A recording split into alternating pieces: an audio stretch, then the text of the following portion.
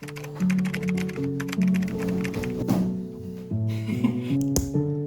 knitting friends, welcome back to my knitting channel. My name is Susie, also known as Caffeinated Granny, and today's topic I'm particularly excited about because it lies very close to my heart. I'm from Norway, and today I'm going to be talking to you about my absolute favorite sweater knitting patterns from Norway. Some will be traditional, some will be more modern takes on traditional patterns. If this is something that interests you, then let's go. So before we get into these patterns, I just want to preface this by saying that these are just my personal favorites, and there are so many out there. I guess it's because the weather in Norway can be notoriously bad, so it makes sense for us to sit inside and pass the time by making crafts. The more modern patterns that I'm showing, I think I'm more attracted to the color combination, whereas with the traditional patterns, I'm more attracted to the intricacy of the patterns or how the motifs work together. And one interesting fact that I learned researching this is that traditionally the knitting patterns were not made to look beautiful. They were thinking a lot about survival. A lot of men would knit as fishermen. That was a very common profession back in the day. So men would knit and it was not considered cute or cool or anything. It was just a survival skill out of necessity. And actually, you see a lot of these patterns are very intricate and very dense. And the reason for that is that they like to have dense floats because that would create another layer of insulation. So that's why you see that the patterns don't have a lot of white space and breathing room. And it's very intricate all the way through. And it's basically because of survival, again, to be able to keep warm. That's something I didn't know. So I just wanted to say that. And I feel like with the modern knitting designs, the focus has shifted very much onto more looking more aesthetic, right? And you hear other knitters talk about it all the time, that this doesn't look handmade, it looks store-bought, and they get all excited when people ask them, where did you buy that? And then you can say, I made it. And that makes sense. I'm also like that, I have to say. I don't think about my survival when I make a knitting pattern. I think about the details, how it's going to look with a folded over cuff or with the I-cord edge, and just elevating the garment with small details like that. That's where I think the focus is more now. So yeah, with that being said, enough chat, let's jump into the patterns. I'm going to be starting off with one of the big players of the Norwegian knitting industry. So I'm sure that you've seen Drops Garn Studio's catalog online. You know, there's so many free patterns, but did you know that there's an equally big player called Dale Design, and they also have quite a big catalog where you can find a lot of their patterns for free online. So Dale of Norway is a knitwear and apparel company dating all the way back to 1879. It was founded in the West Coast village called Dale, where access to local wool, water-powered mills, and skilled knitters made it the ideal spot for textile production. So the apparel brand is still very much alive today, but it kind of got separated with the knitting bit. Before they used to have yarn and knitting patterns, but that's slowly been discontinued. But you can still find knitting patterns free at the House of Yarn website, and sometimes if you're really desperate to find a pattern, you can find it for sale on Etsy. And I was kind of surprised to find out that there's actually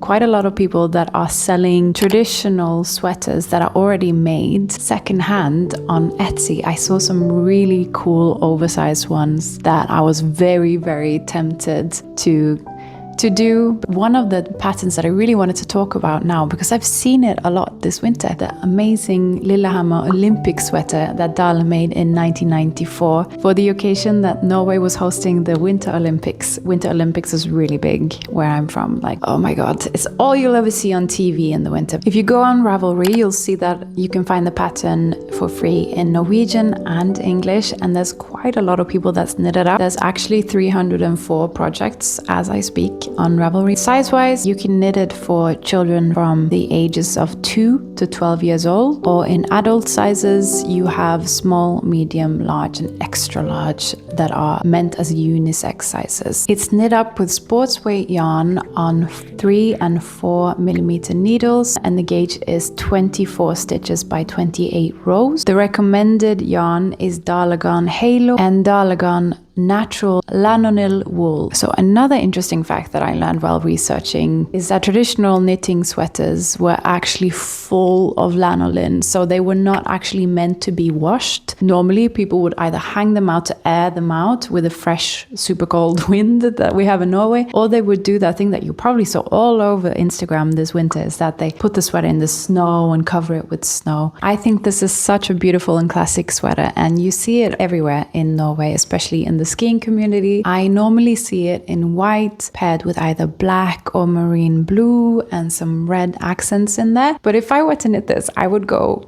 hot pink. Yes, hot pink and white. There are so many other patterns to mention from Dollar Design. Another design that I was very captivated by is the Barcelona sweater. It has 8 projects on Ravelry. I can't really see a direct download link, but I will dig a little bit more, and if I find it, I will put it in the description. One of the versions that really caught my eye is a version by Emma Rose on Ravelry. It's like a teal color with white, and I think it's just so beautiful. And when you look at the sweater with all the different colors, it's cool too, but I really like her version where she just uses 2 colors. I think it's like a completely different vibe. I would love to knit one of those up. And then there's a cardigan that I think is really cool. So when you look at the featuring image on Ravelry, it's kind of funny because the woman is like wearing this cardigan with like a very fancy hat and then like a super fancy walking stick. Anyway, so this cardigan is called 17012/9005/8502B cardigan. Okay, so this pattern is available to purchase for $9. It's knit up on sports weight yarn. The gauge is 24 stitches by 30 rows. It comes in small, medium, large, extra large, so only 4 sizes, not so size inclusive. Although I think the brown version is really cool. What's really struck me is the more blue and colored versions that people have on Ravelry. There's one version that's so cool. It's kind of the same colors as this actually. It's white, light blue, and then marine blue, and it has a little bit of green in there as well. So this version is made from D. Hopeman on Ravelry. I would love to make it in that version, the blue and the white and the marine blue. Wow, stunning. Another one by Dollar Design that I think is definitely worth mentioning is the 6613 Halo cardigan. Look at this. Isn't it so beautiful? I like the colors that they have here, and if you go on Ravelry and have a look at the projects, there are some really gorgeous alternatives as well. It's just so incredibly gorgeous, and I really like the direction that people are taking on Ravelry. You can see that they're way more daring, using a lot of colors. I can't wait to see the finished objects of what this turns out to be. This is also very much a labor of love. It's knit up on 2.75, 3mm and 3.5mm needle. The pattern is available in English for $9. Knit up on sports weight yarn, and the gauge is 24 stitches by 28 rows. We barely dove into the vast catalog that Dollar Garn has, but if you want to have a look, I'll link some more patterns below so you can dig in. The next sweater is way more recent. It was released, I think, in the last year, and it's a collaboration between 2 Norwegian designers, Milotte and TheaM. This is the Frej sweater. I was instantly captivated by the scallops at the bottom and that really beautiful motif, and then otherwise it's quite simple. This is not available on Ravelry, but you can buy it on Milotte's website. Either just buy the pattern, or you can buy like yarn packs, where you get yarn packs from Roma. Puno is used to knit this up. I was hanging out on a website a little bit, but there's actually no description, so I don't know what the gauge is until I buy the pattern. The pattern is available for €11. I'm thinking that if it's Puno, it's probably 5mm needles. It's a little bit of a thicker yarn. I've been really admiring this sweater and all the versions that they've made on Instagram.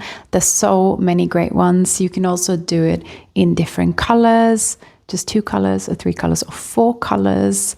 So you can tell that they put a lot of thought into this design. I haven't seen a lot of knitted up examples apart from their samples yet, but I'm sure that this is going to take internet by storm because it's really beautiful. It has that oversized silhouette and it's It just looks really comfortable to wear and also very elegant paired with skirts. Next up on the list is a sweater that you've definitely heard me talk about before because I'm kind of obsessed. And it's a collaboration between Skappel and Helene Moo, the Esther sweater. I think it's so gorgeous. Takes a very traditional Norwegian pattern, the selbu rose, and then makes a modern take by using these two very cute colors, pink and purple, and splitting the selbu rose in the middle. I've just been drooling over these photos for the longest time. I know a lot of people have. It went kind of viral on Instagram. So one thing that I have to actually say before you get too excited is that this pattern seemed to be discontinued for the time being. It was sold as a knitting kit before, and then you had to buy that with a recipe. This is so popular that I'm sure that they will bring it back. I don't see why they wouldn't sell the pattern. Maybe they don't produce the same yarn anymore, but the pattern is still very much alive. So I'm sure that if we just, you and me and all your neighbors, gather everyone and send them an email, hopefully it will be available at one point again in the future. But if not, we can get inspired by the way that they use the colors here and apply that to other knits. And if you like the vibe of that design, I highly recommend that you check out the other sweater patterns that Skappel has in their repertoire. You have, for instance, the adventure sweater, which is really fun. You have another sweater that kind of looks like the one that I talked about before, the Esther sweater. It's called the Annie sweater. I have seen a version of that I love that has orange and pink together. I think that's a great combo. Another one that I love is the flirt pullover. It looks so beautiful and so cozy, and I haven't really seen a design like that. And then of course they have another sort of showstopper called Urke, which I've also been seeing quite a lot because I follow that influencer that they did a collaboration with, Helene Moo. Her Instagram is such candy for the eye because you see her in Lofoten, which is like the best and the best of the Norwegian nature that you can find, on top of mountains with these beautiful gradient background, wearing gorgeous knitwear like this one, and it's such a treat for the eyes. So if you haven't checked out her account, I think you should. I think you would enjoy it. Yeah. Next up, we are moving over to Drops Design, which I am sure you're familiar with. They have such a large category of free knitting patterns that are awesome. And I've been digging a little bit in their archives and finding traditional sweaters. And one that I really like that's giving me proper 80s vibe is a sweater called Dreamy Afternoon. I think it's so dainty. It has butterflies, it has flowers. I think the design is so striking because you have that black color that's really contrasting with the pink and the cute light blue. It's very much a labor of love. It's knitted up on 3.5mm needles. The gauge is 23 by 30 stitches. So it's knit up with a discontinued yarn called Camellia. I'm not sure if it's sports weight or fingering, but it says that the gauge is 23 stitches by 30 rows. And luckily on Drops, they have like a yarn substitute section, so you can click on it, and where they have the yarns categorized into yarn groups. So this discontinued yarn is categorized as A. So when I looked at the A category, there's mostly sport weight or fingering weight yarns in there. So I would say that it's fingering based on the gauge, and I would probably knit this up with like Drops Baby Merino. I really like that yarn. I think it's a great fingering weight alternative. And they have great colors as well. I would probably just replicate exactly what I'm seeing. I really like that 80s look. Another more traditional design from Drops that I find really captivating, the Nordic sweater, is very similar to the Lillehammer sweater. This is also a free pattern. You can find it in Drops 47 numbered catalog on Ravelry, or you can also find it on the website. It doesn't have as many projects on Ravelry, but there's about 19, so you can still get a good idea of the color combinations that you can go for. So this is knit up on DK weight yarn. The recommended yarn here is Drops Charisma. I'm sure you know that it's quite scratchy, but that's kind of the vibe of Norwegian sweaters. We like them rough and scratchy because we're usually wearing them on top of 3 other different sweaters. You know, it's not a next to skin kind of thing. This one is also a labor of love. It's knit up on 3.5mm needles and 2.5mm needles. It's going to take you forever, but it's gorgeous. It's very nice. One thing that I have to say that I haven't said before, but I'm sure you can see the way that the sleeve of the sweater is kind of a little bit bulky. Do you see that? That's a technique that you can see on most of the traditional sweaters. The way that they do it is that they knit the body and then they knit the sleeve separately. Then you like sew it on, and that's why there's a little bit of a bulk here. And you can see that on all of these sweaters. But I don't see why it wouldn't be possible to just pick up stitches and knit for a seamless option. I think that looks way nicer than having that little bulk there. Once you notice it, you can't stop noticing, and it kind of drives you crazy, you know?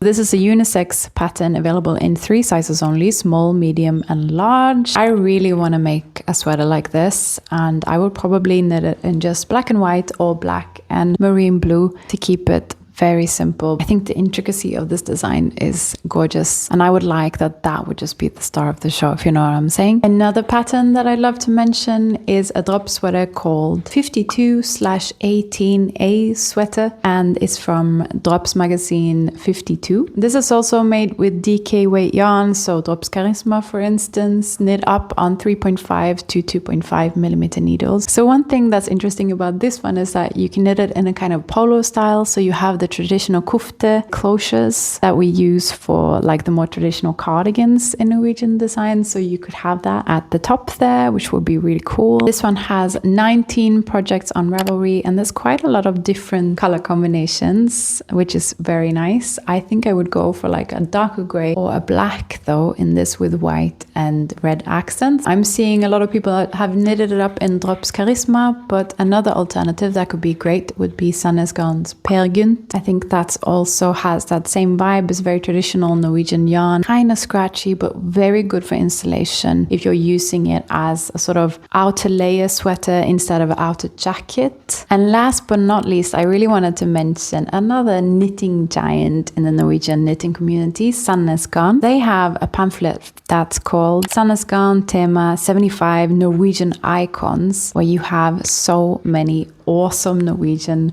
designs from Sandnes Garn. The first pattern that I wanted to mention is the Fana Lady Sweater. This is knit up on fingering weight yarn. They are using Tunn Per Gynt here. The gauge is 27 stitches, is 10 centimeters, and it's available from size extra small to 5XL. So finally we have an older traditional pattern style that's actually quite size inclusive. It's knit up on 3 millimeter needles, so it is quite a labor of love as well, but I'm sure you've understood by now that most of these are. So if you look on Ravelry, there's 11 other designs available in this pamphlet. All of them are really beautiful. So if I were to knit this sweater, I think I would probably do it in either light blue and white like they have on the sample, but I'm always, tempted to head more towards purple and pink as well, which I'm sure is no shocker for you guys. I mean, most of my knitting catalog is in pink and purple. Another one that I love from this pamphlet is a Maydal cardigan for men. I really like it in that brown and white